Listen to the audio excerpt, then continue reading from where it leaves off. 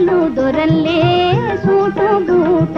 ఓ దేవదా చదువు ఇదేనా, మన వాసి వదిలేసి అసలు దొరల్లే సూటు బూట.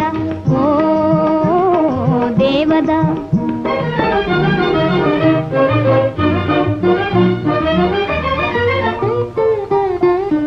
పల్లెటూరి పిల్లకు ఉలుకు హెచ్చిందే, బదులు పల్కడము పట్టుపడిందే.